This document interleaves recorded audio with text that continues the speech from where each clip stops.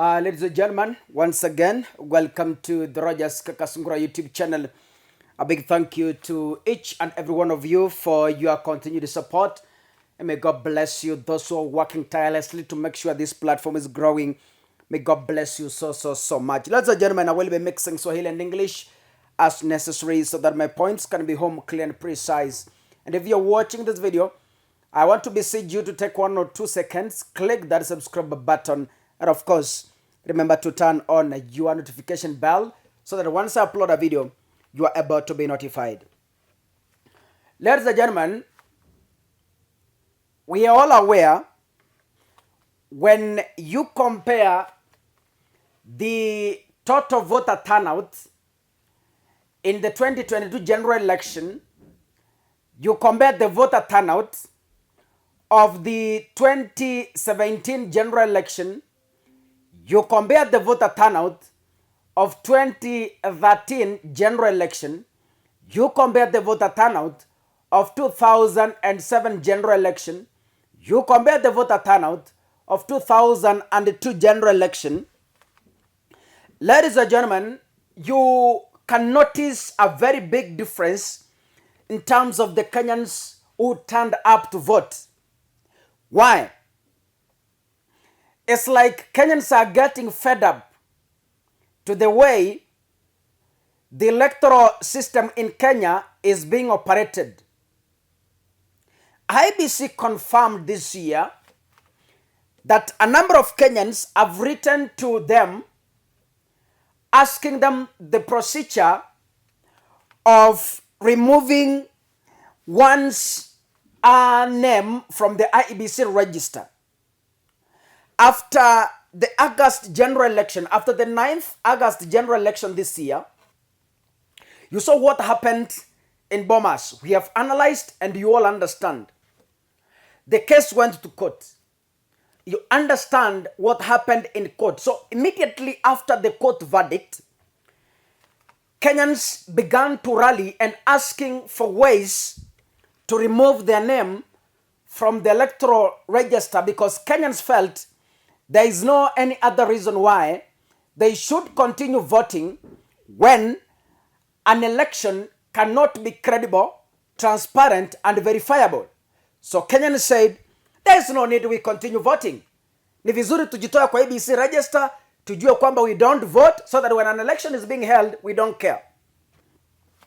Now, ladies and gentlemen, from this, what happened? One of the Kenyan voters has moved to court. And this voter has gone to court with demands. One, he wants the presidency to be a rotational position. Like now, if we have like 42 tribes, for instance, the presidency should rotate within the 42 tribes after every 5 years. For example, if the Kalenjins have been, or if the Kalenjin have produced a candidate or have produced a president, they should not be allowed to again contest up to the time that all the tribes in Kenya are over.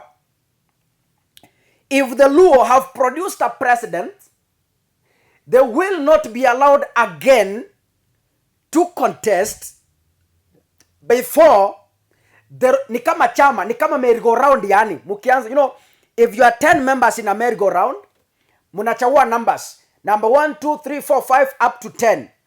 So unapata number 1 ndiye anapewa wa kwanza, number 2, number 3, number 4 until the last number 10 ndio tena mnaanza number 1. That is what he wants. That IBC to change the law, or is moving, or he has written to IBC that the electoral laws should be changed so that the presidency rotates among the tribes in Kenya. So in this he argues that it doesn't matter tribes iko na kura ngapi. It doesn't matter tribe fulani iko na kura ngapi, as long as ile tribe yenye imecontest inakuwa banned from contesting until tribe zote zimeisha, ndio wanaanza tena fresh. The petitioner, ladies and gentlemen, Nyongesa, anaitwa Nyongesa Makanu. Yes, Nyongesa Makanu. The petition father, Nyongesa Makanu, is an architect, and we believe that Kenyans of goodwill also buy the idea, by the way. Hii itatoa vita Kenya. Najua right now ni ile vita kwamba kwani okay, I want you to get me very clearly. I am not encouraging tribalism, but I'm looking at this from a violence point of view. There are those people who feel kwamba the Kikuyus have been in presidency for too long. The Kalenjins have been, I don't know, for now. This will kill that narrative ya kupigana kwamba tribe fulani imeongoza for so long.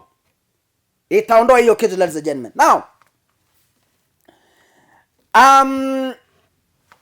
Makau is also directing that the IBC should move the voting day of the general election from August to December. He's saying December is the best month when each and every Kenyan is traveling up country for the festive celebrations.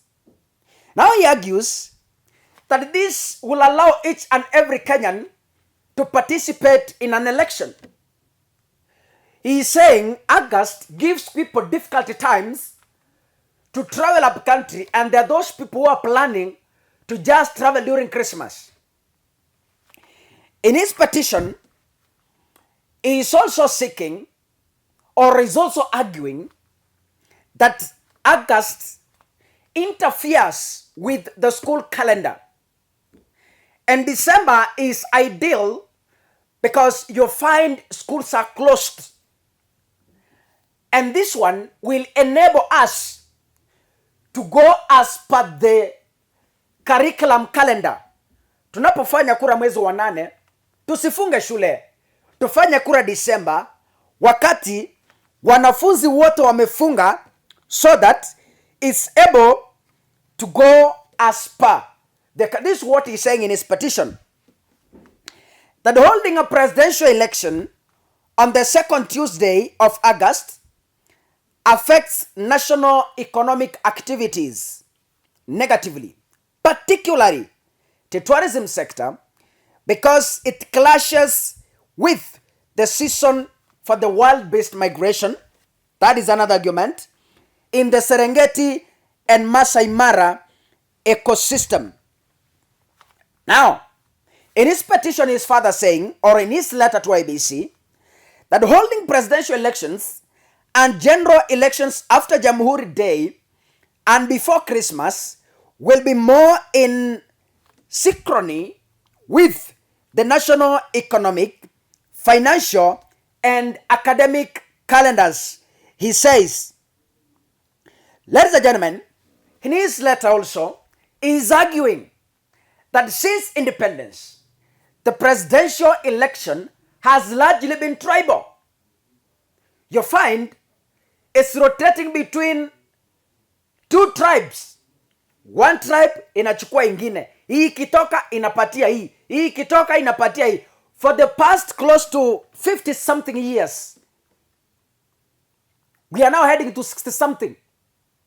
The presidency has been rotating between two tribes, which he says is tribal. He says, no Kenyan should ever despair and lose faith in the electoral system, because their bid for presidency would always be in vain simply because of their gender or community of birth. The fifth liberation is at hand, and that inclusivity in the presidency over time by both gender and intercommunity representation are the two cornerstones of the fifth liberation. He says, ladies and gentlemen. Now, He says the fifth liberation will allow Kenyans to have a mutual national consensus in his letter. And further he says that despite the Supreme Court's landmark annulment of the presidential election result and order for a repeat presidential election, the third community candidate did not find it worthy to participate. That is when Raila Odinga boycotted the 2017 general election, because he thought that the election could be bungled because IBC refused to do some amendments by allowing the people who stole the election that was annulled to again run the election for the second time. The third community candidate did not find it worthy to participate in the repeat election because, in their considered opinion, the same historically discriminatory and unjust electoral system was in place, that rather than participate in the repeat presidential election, third communities mobilized 30 counties and voted for the secession, ladies and gentlemen. Now, he also concludes in his letter that IBC should change the electoral laws to allow a presidential candidate to be nominated as a member of parliament and his running mate to be nominated as a senator to the Senate. This will avoid fights and losing. So, for example, let me give you a practical example. For example, right now, if, for instance, William Ruto won the way he won, then Raila Odinga should be nominated as a member of parliament so that he can sit in parliament to do oversight and legislation. On the same note, as per him, Martha Karua right now should be nominated as a senator to sit in the Senate. Ladies and gentlemen, to my own opinion as a political analyst, though these were some of the recommendations that were in the IBC, in the BBI. BBI was trying to solve the issue of president takes it all. It was trying to propose that if a president wins, the person who became second is supposed to be given also an office with a budget so that it cannot feel the loss. This is what BBI was trying to solve. But then they fought it by all means and it died. Ladies and gentlemen, to me, I find some sense in this letter that it's high time Kenyans should refuse a tribal presidency. Rotational could work, to my own view. But then, I find a challenge because the Kenya Kwanza has majority in parliament. That is only my worry. The Kenya Kwanza has majority in the Senate.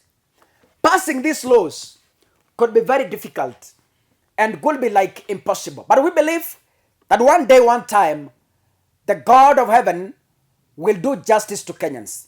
God bless you. Asanteni sana. Mungu abariki.